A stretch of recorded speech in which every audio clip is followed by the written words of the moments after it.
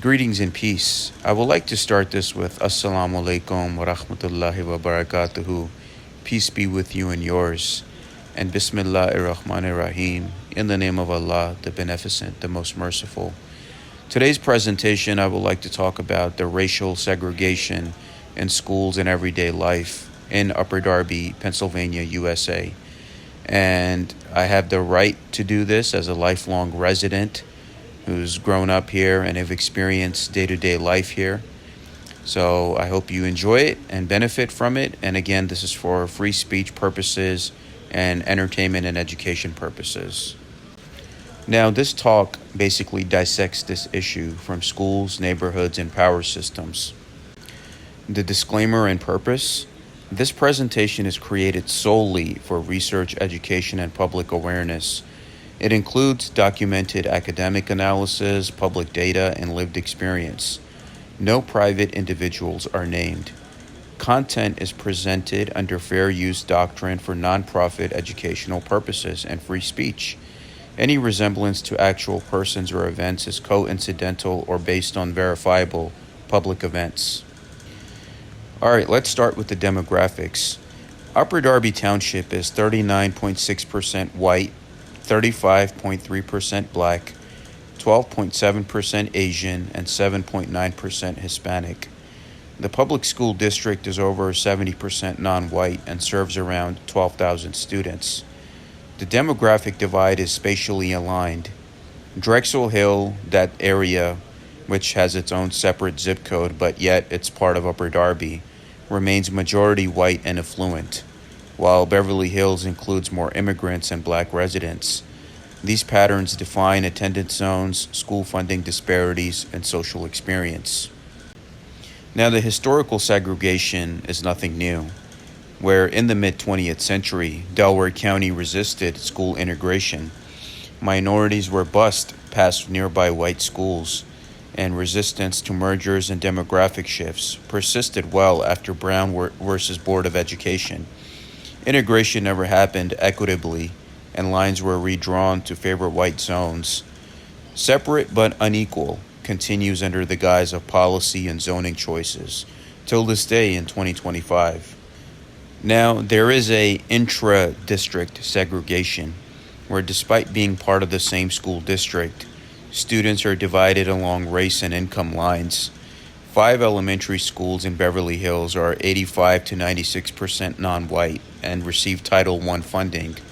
Meanwhile, Drexel Hill schools remain majority white and are not Title I. These boundaries were not accidental. They reflect decades of housing, zoning, and school board decisions that reproduced inequality. The Misrepresentation Index, where scholarly studies show individual schools stray by 25 to 37% from district-wide racial averages. This results in clustered segregation, and students in Beverly Hills experience under-resourced schools and higher student-teacher ratios. And if you look at it in contrast, Drexel Hill schools see greater funding and academic outcomes, and de facto segregation thrives through boundaries and misrepresentation. Let's look at good old UDHS. Officially, the high school is racially mixed. However, course tracking, AP access, discipline policies, and social groups remain racially stratified. Black and brown students report being disproportionately disciplined and excluded from gifted tracks. These disparities mirror national trends and reflect persistent institutional bias. Now, even when I went to high school, right, like they would keep the Drexel Hill students separate in their own separate classes with their own teachers. They were preparing them for a better future in terms of higher education, jobs, and all of that in between. While those of us that were non-white, and including the Clifton Heights students who were, I guess, classified as low-level white people to the system, right? We were just being prepared for either work or community college or military or whatever have you after the high school life. So we weren't being prepared for success compared to the Drexel Hill crowd. And yep, that's how it is sometimes. Now, this is a public event that I'm showing here as I've showed in my disclaimer in the beginning. So, Superintendent Dunlap's reforms were blocked. In 2016, Superintendent Dunlap proposed flexible attendance boundaries and a new school in Bywood. He faced massive resistance from political insiders, some of whom had family in Drexel Hill schools. Though equity-based, his plan was shut down and he was pressured to resign. Race was never openly named, but it was clearly the force behind the resistance.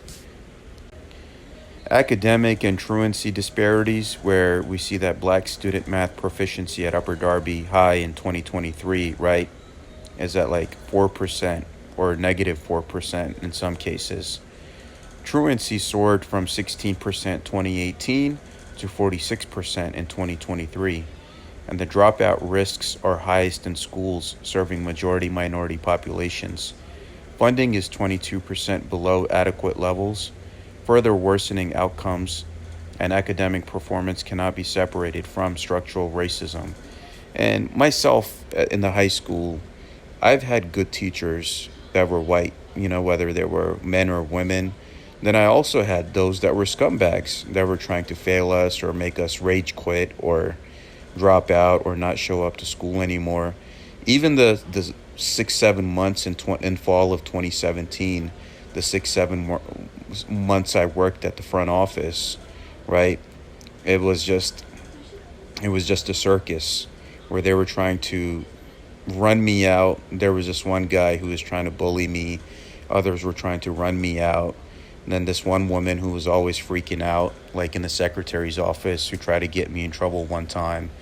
And it just goes to show you that for myself as a Pakistani American or any non-white individual working in a white space, we always have to deal with this hostility. So, I was able to resign peacefully and get out of there before they could set me up in any kind of trouble, which is quite unfortunate as someone who was raised here, worked here, went to school here. But at the end, some people will never like you and accept you, no matter how good you are. There is also a biased residency enforcement where districts scrutinize minority families' address disproportionately. Residency enforcement relies on anonymous tips, often racially motivated. Many non-white students are forced out, while white students with technical violations are overlooked. This process helps maintain white majority zones and denies equal access to public education. Of course, the nepotism and insider networks. In Upper Darby, many administrators and decision makers have long-standing ties to political and law enforcement circles. These networks are predominantly white and connected via fraternal lodges, whether it's Freemasonry or the FOP police lodges, alumni associations, and family appointments. This unspoken network protects itself and filters who succeeds or who is hired into power. And I'm myself, who comes from a Freemasonic background, right, from England, from America, from Pakistan. I come from different initiatic paths and circles and Sufism and other paths. So, the guys here in Upper Darby are like infants compared to those that I have dealt with. But yeah, that's how it is with the people here. Like, they'll help each other get into the township jobs, into the union jobs.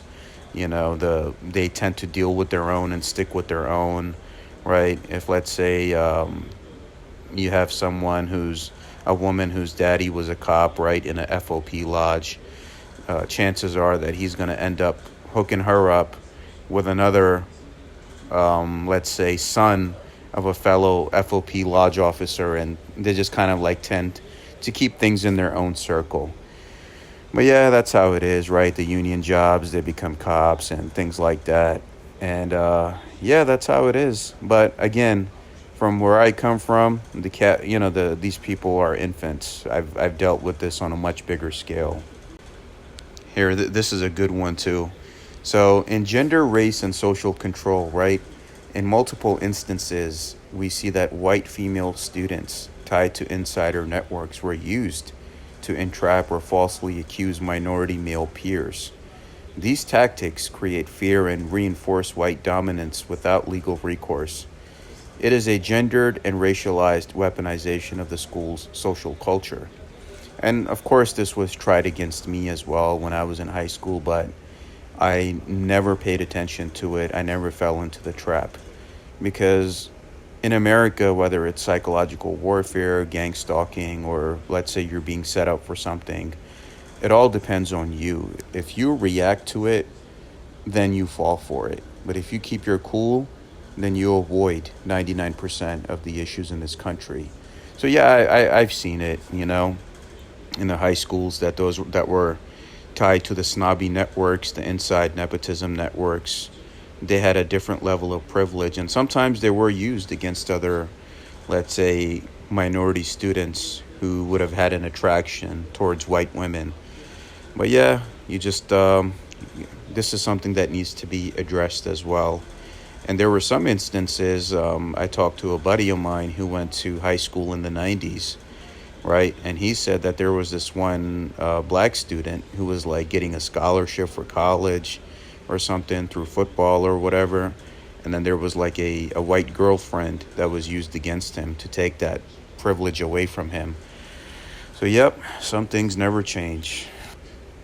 Now, if we look at the residential life aspect, we see the surveillance of Muslim communities as well. So, during the 2010s, Muslim owned businesses and youth, including myself, yours truly, were monitored using black drug dealers turned confidential informants in the gang stalking surveillance program because the police chief at that time had a hard on against Muslims, and it's quite unfortunate. But these informants were granted immunity for harassment and just surveilling the communities. One setup involved a man spitting on my shoes while officers were waiting on the other end of the block. Had I reacted, I would have been arrested. This was systematic, not random. So again, like in my previous slide, that if you're a law-abiding American citizen, you're going to work, you're not bothering anyone, you're paying your taxes, you're keeping your cool, then no one in this country can touch you. That's one lesson that I can give you in this presentation. If you mind your business, if you keep your cool, even if you know there are certain setup scenarios against you and you're not falling for it, then yeah, no one in this country can touch you. That's how it is, whether it's informants, gang stalkers, or whatever. And the Islamic law tells you to be a good lawful citizen of the country that you live in. So just that alone prevents you from getting into any kind of situation. And look at Upper Darby today. So many Muslim Americans live here peacefully, work here, enjoy life with their families, work, school, they're paying their bills, taxes on time, and are contributing members of this community through their activism and businesses. So as much as people tried to scrutinize the Muslim American community in Upper Darby, I mean, it's a night and day difference from the 2010s, and if you look at it now in the 2020s. So something did change for the better. Transportation was also used as a tool of segregation, where black and brown students were bussed out of Drexel Hill neighborhoods to under-resourced schools far away. Walter M. Senko Elementary, which is now closed, located outside the district, is 96% non-white. And I believe they've distributed those students after the closure of the school to the different schools in Upper Darby. So despite being closer to white schools, students are routed to failing ones. It's gerrymandering by school bus at that time. And it's still happening now to certain extents, depending on the neighborhood where the student lives. So it all depends on which neighborhood of Upper Darby you're living in. You're still getting the same treatment. Of course, there's a mental health aspect as well, where these structural inequities create a climate of anxiety, depression, and hostility. Surveillance, coded racism, academic failure, and social alienation wear students down. Education becomes a battlefield, not a sanctuary. Minority students in Upper Darby are forced to fight for dignity daily. And I'm not saying all of the white teachers or administrators are bad. There are a few of them that have become lifelong friends with me. I love them. But there are many of them also who are basically doing what they're doing as is being described in this presentation. But yeah, most of these people, they don't even live in Upper Darby, or they don't even send their kids to school here. For them, it's just a job. There is a structural barrier to equity. So school funding is tied to property taxes. This ensures poor non-white neighborhoods remain underfunded. Zoning policies maintain racial divides. Despite diversity in population, systems were built to preserve advantages for white families. Change requires more than diversity statements. It needs the total upheaval of the structure. You know what I'm saying? All right, so we need the reform and resistance. What must change? 1. Redraw school boundaries with equity in mind. 2. Make leadership accountable to diverse communities. 3. End tracking and biased discipline. 4. Implement third-party audits of policy enforcement. And 5. Hire more teachers of color and empower minority parent voices. So my final thoughts is, what is happening in Upper Darby for many, many, many years is not a glitch. It's the system working as designed. Fairness is framed as disruption. Equity is treated as threat. But naming injustice is the beginning of reform, and we can no longer be silent. Here are some sources and references that have aided me in this study, and I recommend you check these out at your own leisure and pleasure. Thank you for watching. If any questions or comments, please email me at salmansheikh911@gmail.com.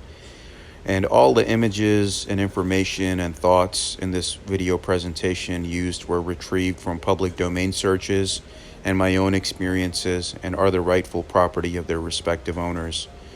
The images and info and experiences described in the video are for the purpose of nonprofit awareness and education, which is protected by the copyright laws of fair use education purpose. All my videos are for nonprofit and education purposes. Thank you. All rights reserved.